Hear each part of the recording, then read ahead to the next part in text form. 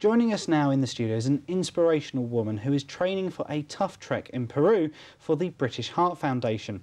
Kristy Hickman has taken on this challenging walk for her mum, who has lived with heart failure for the last 9 years. Well, welcome, Kristy, and I suppose that the first question I've got to ask is, what is it about Peru? Why did you want to do your trek there and not just down the seafront? Well, it was more really about finding a challenge that would stretch me to my limits, really, because I wanted to support the British Heart Foundation, and I went on their website to see which opportunities they had for fundraising. And I went to their overseas challenges and I looked at a few of them. Now, there were things like skydiving and bungee jumping, but I've done things like that in the past and they didn't feel much of a challenge to me. Right. So I had a look at some of their treks that they do, because I'm not a great walker. So I thought, well, something that's going to really stretch me to my limits will, you know, challenge me as well as raising awareness and, you know, raising vital funds. So that was why I chose the trek to Peru. Excellent. I mean, we heard there that, so you're doing it on behalf of your mother. Yeah. How has she been living with the condition? Well, she's obviously had this now for the last 9 years, and the extent to the damage to her heart is quite severe. The doctors are, you know, very pleased with her progress, though. She hasn't let it sort of debilitate her lifestyle. She's the type of person that just gets up and gets on and does things, and, you know, doesn't let it stop her leading a normal life. But I just wanted to do something to show her, you know, my support and to, you know, help her with, because that's her charity as well. So I just wanted to get involved somehow. So. And what was her reaction when you said, "I'm going to Peru"? Well, I think I'm the type of person that does quite adventurous things anyway, so I don't think that surprised her very much. When I told her, though, that it was going to be walking, she did kind of, you know, giggle a little bit, because I haven't done anything like that since I was about 14 years old. So she did question whether or not I'd picked the right challenge. So, but she's very proud of me for doing it. Brilliant. And what sort of things have you been doing in training to get ready for this? So I started really officially training at the weekend. I went up to the Peak District and I joined a company up there called Charity Challenge, who sort of teach you and prepare you for some of the things that you're likely to encounter, sort of what to pack and, you know, good walking technique. So I just did a couple of hours, or 3 or 4 hours on the Saturday, and then another 5 or 6 hours walking on the Sunday. So, you know, I'm going to go off now and see if I can, you know, do something around the South Downs, and maybe when I'm feeling a bit more adventurous, go and do Snowdon and potentially Nevis.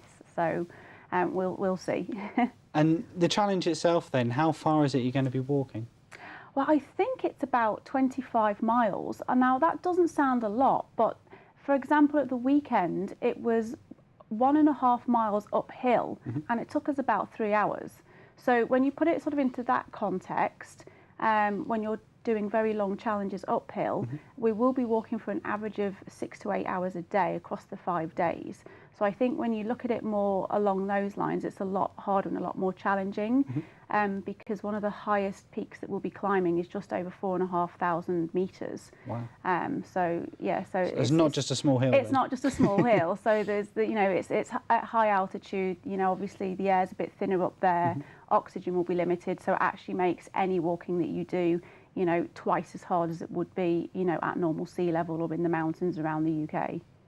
And tell me about some of the equipment that you're going to have to take with you, because obviously all that time, all that walking, you're going to have to carry it with you as well. Yes, so I'll be taking, in terms of basic kit, so I'll have a day pack with me, and in there I'll just have normal things like lunch, waterproofs, maybe a spare pair of socks.